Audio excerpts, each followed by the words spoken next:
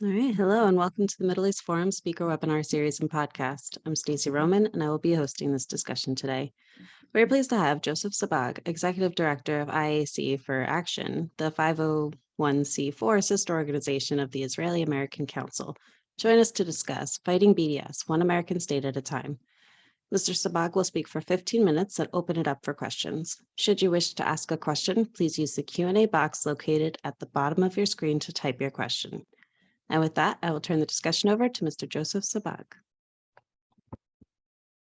Ladies and gentlemen, thanks for welcoming me today. I appreciate the opportunity to address this forum.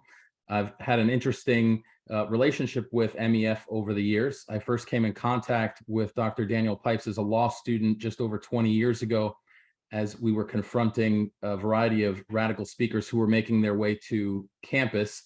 It was also an interesting opportunity to contrast what some of the newer, more active orgs were doing as opposed to some of the legacy organizations that I was in conversation with at the time. As mentioned, I'm the director of IAC for Action. We are a 501c4 that operates alongside the Israeli American Council. And I've had a very interesting ride over the years that I was asked to share a bit about with your group. I think overall, my experience as a professional activist is a testament to the fact that everyday people can certainly choose to engage, bring creative ideas to the table, innovate, and ultimately make a difference, even despite the fact that older legacy institutions may not welcome that kind of change. I started briefly to mention how I came into this field. I started my career as special counsel and speechwriter for a very important legislator in Florida. That was House Majority Leader Adam Hasner, who early on recognized not only the importance of state-based engagement on issues of foreign affairs, but also recognized the challenges that we face in terms of the relationship between radical Islam and increasingly challenges that were coming from the left. So I entered his office as special counsel when he and Speaker Marco Rubio chose to make Florida the first state in the country to divest from Iran. That was an interesting experience that revealed two significant and rather revolutionary developments. The first is what we saw was the emergence of a policymaking model that we refer to as trickle up. It's the idea that enough states can join together in creating an expression of policy that they can ripen an issue, define the response to that issue, and then put the Congress in a position where they have to, in turn, react in a way that's consistent with the states themselves. Secondly, what we also saw was certainly we saw the emergence of pro-Israel Christians on a mass scale and an organized basis into the policymaking space. And so as the Florida Iran divestment bill began to circulate around the country, that opened up opportunities to engage with new communities that quite frankly had never really been showing a heavy presence in the advocacy space. Eventually, I made my way to Washington, D.C. in 2014. I was handed the keys to a congressional caucus. That was the Congressional Israel Allies Caucus. And a variety of concerns were immediately presented. One of our co-chairs was Mike Pence. We had, I believe at that time, 92 members in the caucus. A lot of concerns emerged about the BDS movement itself emerging as a threat, particularly that it would be used as a point of leverage by the Obama administration, more specifically John Kerry, as he became the Secretary of State, in order to try and corner Israel and to force concessions upon Israel. Now, I know MEF has been very active in the Israel victory concept, which is certainly something that I think myself and many of the folks that I represent subscribe to. It's, in essence, a peace through strength iteration. But BDS, in 2012, 2013, posed a much bigger threat than it does at this point, simply because of a lack of response by the Israeli government And certainly the fact that US laws were not really equipped to deal with this threat either. Generally, the state of play at that time was tracing back to the mid-1970s when the US had the Export Administration Act and other points of law that primarily focused on boycotts of Israel that were driven by states themselves, state-sponsored boycotts. We understand that part of what happened specifically at the UN Durban conference in the early 2000s was the decentralization of these boycotts, and they were then placed in the hands of NGOs, most of which have some measure of coordination that traces back to the Palestinian Authority in Ramallah. And that, of course, was part of a major report that was issued, I think called Terrorists in Suits. And then there was another report called Behind the Mask for those who are interested in checking that out. So we understood, clearly that something would have to be done, and that Congress itself, was at that time in a state of gridlock, and certainly there were very little prospects of creating policy that President Obama himself would sign off on, even if we could get through the Congress.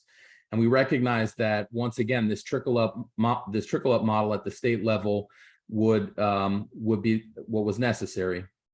So along with a lead academic partner, Professor Eugene Kantorovich in Israel, and then a leading state legislator in South Carolina named Alan Clemens, we innovated a contracting model that many of you hopefully have seen tested in the federal circuits, and perhaps noticed that about 3.5 weeks ago, a very high-level ruling came out of the Eighth Circuit and upheld the constitutionality of these laws in the face of challenges issued by the ACLU.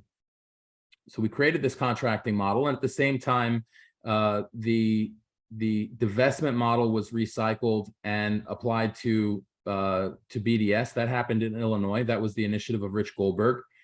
And ultimately, we recognized that there were merits and a different sort of effectiveness to each one of those models.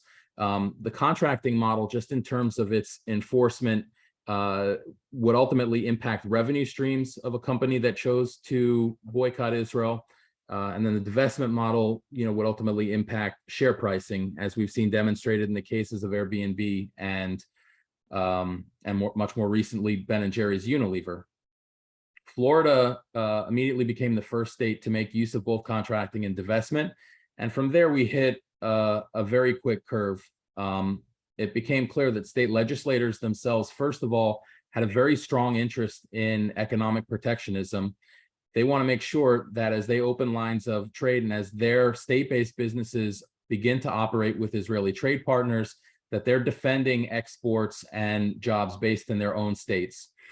A fabulous example of this was the support that we received from Lockheed Martin, knowing that they were partnering with Israel in the creation of the F-35 fighter jets, and that certainly they really didn't want interference as they go about their business, within the states. So we're at the point now where 36 states have ultimately taken on either both contracting and divestment, or one or the other components. Eventually, as I mentioned, the ACLU stepped into the mix, and there was a certain hypocrisy to the challenges that they began to issue. They suggest that private persons have a First Amendment free speech right to engage in commercial discrimination on the basis of national origin. That's the essence of the argument that they are laying out. And we see the double standard in the case of Israel, because we know that in the years preceding, they argued that Christian Baker, for example, had no private First Amendment free speech right to engage in commercial discrimination against a gay couple that would walk through the door on the basis of their sexual orientation. So, clearly we saw the ACLU begin to take shape as, what I think unfortunately is, pretty much the official de facto law firm for anti-Semitism in the United States. And the overlap between people directing their BDS efforts, primarily with the Bernie Sanders campaign in 2020, was a very striking thing for us to see. Most of those cases were mooted before they were able to proceed to trial. Nevertheless, the ACLU really likes to tout some of the injunctions that they were able to obtain as being the equivalent of merits-based rulings, which we know they're not. So there's been a high level of dissimulation and dishonesty. But ultimately, as I mentioned, the Eighth Circuit just a few weeks ago issued a ruling in a case called Arkansas Times versus Waldrop, which I think symbolically speaking, the essence of that ruling is the paint drying on this nexus of laws that we've created. One big compliment that was issued along the way, I was in a meeting at the White House where Prime Minister Netanyahu a few years ago referred to this nexus of state laws as the economic Iron Dome, which I think is a very appropriate way of conceptualizing the function of these laws, because in essence that's what they're doing is just creating a protective atmosphere for trade and relations to be conducted without outside interference. And definitely the benefits have been there for the states that have taken a strong stance. I had the opportunity to do some of the planning with Governor DeSantis's trade mission when he first took office here in Florida.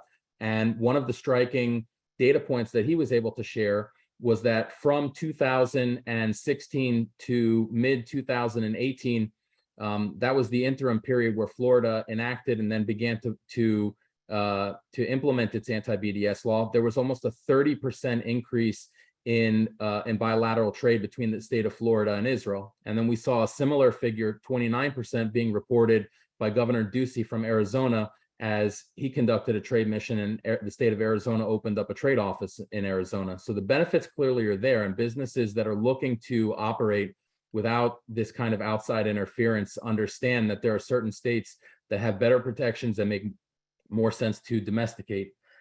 I know we're going to open up for questions in a moment. So I guess, and I'm certain everybody's familiar at this point with the Unilever Ben & Jerry's victory that happened a few weeks ago, which certainly demonstrates the efficacy of these laws. We saw that in the case of Unilever, if you just take a look at their share pricing from the day that Ben & Jerry's announced their boycott policy until the day that Unilever announced they were overriding that policy just 2.5 weeks ago, you watched Unilever lose somewhere in the neighborhood of about $25 billion worth of market capitalization. And so, clearly we saw that the 7 states that took divestment action definitely impacted the share pricing of this company. And we also know that to be the case because Ben & Jerry's in turn sued Unilever, trying to seek an injunction to stop their sale of their Middle East Ben & Jerry's license directly to the licensee who was at the center of that case. And Unilever had a lot to say in their response to Ben & Jerry's filing about the pressure that they were facing stemming from state action. So we know that the Iron Dome is here to stay, and we know that it's up and running. And this is a fabulous victory for people who support the U.S.-Israel relationship. And, and in general, we should all be really satisfied with what we've seen happen here. To talk a little bit about some of the opposition that was faced, it was very important early on to get some momentum, and it was not an easy thing to do in the face of a lot of the bigger legacy pro-Israel orgs that either opposed this sort of legislation. A good example of that would be an op-ed that Abe Foxman published in June of 2015 in the JTA, trying to suggest that there were free speech problems with our model, despite the fact that we, strongly felt that there weren't. And then, a certain territorialism. I think one dynamic that I've had a front row seat to observe is the fact that a lot of the productivity in the policy space, certainly in terms of U.S.-Israel affairs, is coming from orgs that are really only 15 to 20 years old. I think a lot of that is a testament to some of the ineffectiveness of the 20th century orgs that have not done a very good job of evolving to meet 21st century challenges. And then likewise, the fragmentation of the community in general is also a tremendous problem. You had roughly, 70 different orgs that have one thing or another to say about BDS, certainly that are out there trying to fundraise on the issue. So, the fragmentation, the territorialism, and, frankly, the stubbornness of some of the older orgs to innovate and to adapt to new challenges definitely made things a bit harder along the way. And I would say, frankly, represented about 75% of the opposition that was faced. Really only 25% of the legislative opposition that we faced was stemming from groups that are directly supportive and engaged in BDS. So just to kind of close out here, big picture here and kind of the moral of the story, I think that we've done a fairly good job of treating a symptom in this case, which is anti-Semitism in as much as it manifests as commercial discrimination and conduct. But, I've been able to observe, that the real root of the problem here is the myth of occupation. It's the suggestion that the state of Israel is an occupier, which we have to understand is merely just a casual way of trying to portray Israel as being a colonialist thief. And there were significant gains made, particularly due to the good work of Secretary of State Pompeo, who changed the legal posture of the U.S. State Department to assert the fact that Israel is not, in fact, a legal occupier. And we should take note that just 2 days from now, we're celebrating, the 100th anniversary of a very important point of international law, which was the implementation of the San Remo resolution by the League of Nations and its codification by the U.S. Congress, which resulted in a U.S. president signing off in recognition that San Remo is in fact the binding point of policy in terms of Israel's territorial rights and establishing the legality of Israel's present borders, including the biblical heartland, Judea, Samaria, and Eastern Jerusalem. So, I think that we've been pretty good in dealing with one specific public policy challenge, but the broader cultural war is really going to revolve around the ability of our community to deal with this myth of occupation. It's a common denominator that we hear all the way from college professors to BDS activists who are using forms of economic warfare, and certainly even mass murderers and people strapping suicide vests on are looking into the camera and they're talking about resistance to occupation. So I think that we're going to have ongoing problems and face, these types of attacks until the narrative begins to change, which I think is the great calling of, the current generation of pro-Israel activists, is to become educated regarding points of law and historical fact that support, the recognition of the Pompeo doctrine, and certainly moving, all of U.S. government into a position that's consistent with that. We have to begin rejecting the occupation narrative, and that just really brings us back, to where this becomes a cultural dynamic, and the culture war and wokeism and cancel culture and everything comes into the mix. So that's the brief 15-minute recap of kind of the journey that I've traveled here as just an everyday person who just kept moving deeper and deeper into policy activism. I'm really happy to interact with this audience and take some questions and hopefully provide some satisfying answers. And to the extent that I can motivate you guys also to step up your own activism, I'm really happy to be here. Thanks for welcoming me. Thank you so much for that. We have quite a few questions. Joel Levine asks, have there been any attempts to prosecute proponents of BDS under the hate crime statutes? So first of all, when we talk about regulating BDS, we're regulating BDS as commercial conduct. Now, the next step naturally is going to be to begin regulating anti-Semitism as it manifests as criminal or unlawful discriminatory conduct, which is a separate category. And this is where we begin examining the role of the IHRA definition and its increasing importance in resolving an equal protection problem. Most of the states right now are lacking a uniform definition of anti-Semitism. The importance of IHRA is that it helps to expose national origin driven anti-Semitism, which we would say is much more of the contemporary style as opposed to religious based anti-Semitism, which is more of the classic style. So yeah, I didn't discuss it very much, but IAC for Action is the only org that at this point has managed to have the IHRA definition codified for regulatory use. That's something that succeeded in Arizona, Iowa, and Tennessee this last cycle. Florida's also codified it, and South Carolina became the first to codify it in 2018.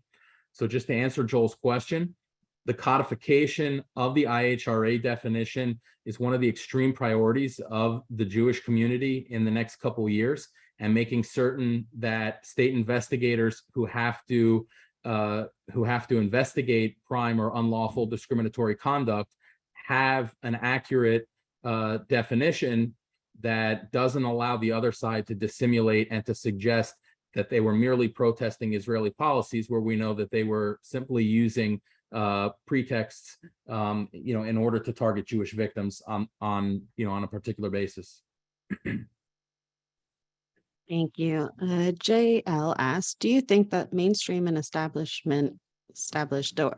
Jewish organizations have been relatively silent regarding BDS due to the fact that they tend to lean left, and BDS is primarily a left-leaning movement? So I want to say that some of the orgs that lean left still nevertheless have been very much a part of the solution and not the problem. I think the best way to gauge where orgs stand on this would in fact be to take a look at the amicus brief filings in the Arkansas Times versus Waldrip case, and taking a look at what they have to say, I think you'll get a much better sense of who falls on which side of that line. I mentioned, what was early on probably one of the biggest problems, and that was opposition that was faced from the ADL, which certainly did not do a very good job on this issue for quite a long time. But we can see that even they've now moved into position based on things that they've said when we saw the resolution of the Unilever Ben and Jerry's case. So I think on the BDS issue, there was enough popular sentiment in support of this that the professional staff of many of these orgs ultimately were not able to control the issue, and they had to bend to the will of the community. But I think IHRA is a different story, and I think that that's where we're going to begin to see orgs staking out different positions, some of which may be very upsetting to Jewish victims of anti-Semitism, and that's where their partisan calculus might come much more into play. And it'll be a question of whether IHRA ought to be implemented for regulatory use, or whether it should just be embraced as kind of a symbolic standard. And that's what's coming down the pike. And it's, probably something that'll spill over into public view in the next year to two. Thank you. David Levine asks, isn't it significant that while Florida ended the BDS operation by legislation, New York did it because Cuomo's executive action, which can be undone just as easily? Could you comment on that? Yeah, I mean, we would always prefer legislative codification over executive action, but there are just certain instances where legislatures themselves may not be ripe to take that action, and the executive order is better than nothing.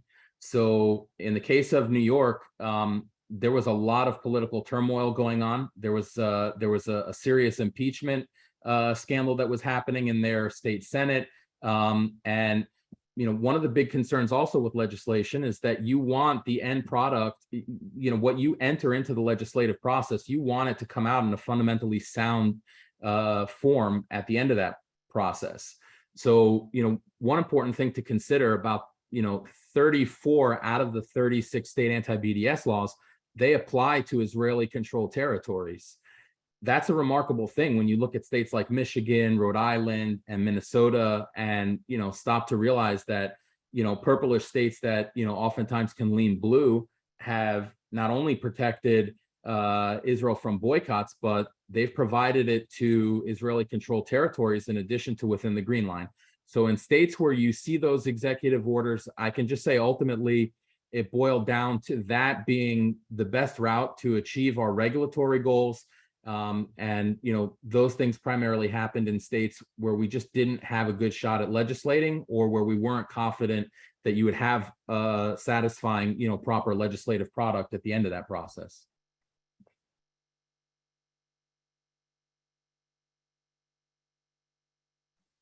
Still muted. All right. An anonymous attendee asks, what is the picture in the remaining 14 states? Is there hope for increasing the current number of the 36? I think that we've reached the point where the law of diminishing returns kicks in. I think there are some states where it makes no sense in trying. So, Washington, Oregon, Vermont, and those types of states. I can think of 2 states that will take on these laws in the next cycle, but I think that we've reached the point of diminishing returns. And we also have to keep in mind that we were legislating very heavily early on, and then eventually had to start dedicating a significant amount of resources to litigating. And as you've seen in the last year, we had to dedicate a lot of our bandwidth to enforcement as well. So it all has to be measured out in terms of the workload that we can handle. And those remaining states also, I would say, they're smaller states in terms of the amount of trade conducted with Israel. The larger state economies and the states that enjoy the most trade with Israel have already taken on these laws. So we've just run into the law of diminishing returns here. Thank you. So you did speak about the myth of occupation. Don Habibi makes a fair point here. A major part of the damage done by BDS is that they keep up the negative branding of Israel. Why not remind the public of the Nazi campaign, Kauf nicht bin Juden? Since during the early days of the Nazi regime, they pushed for boycotts of Jewish business. He believes that would be a negative branding effect for the BDS movement. Can you comment? Yeah, certainly that's a part of the talking points that we share, and the imagery is very striking. I do think that it's certainly a comparison that is legitimate, but just realize that what my organization is doing is really staying within the public policy lane, which our feeling is, if we're going to contend with this broader cultural war that's surrounding us and have prospects for victory, the starting point for that is just making sure that we're prevailing in the public policy space. The cultural war is something much more vast. I think that there are many points of failure, unfortunately. I think that the Israeli government itself often is not making its own best case and fails to take the kind of stance, certainly with hard truths that we would like to see them take. So definitely in the course of our policy advocacy, we point that out, but I would say that that's much more of a dynamic within the cultural narrative war, as opposed to the public policy space where I'm working. Absolutely understood. So you did mention on that point that in 2012 and 2013, BDS was a bigger threat for Israel. What steps have they taken that have made it a less threat now? Well, you've seen at this point, first of all, not just the implementation of these laws, but there was an educational effort that corresponded to that as we went, about the process of advocating the passage of these laws in all these states. So I think, in the course of creating these laws, we wanted to likewise examine the nature of trade that states have going on with Israel, because frankly, we're not talking about lima beans here.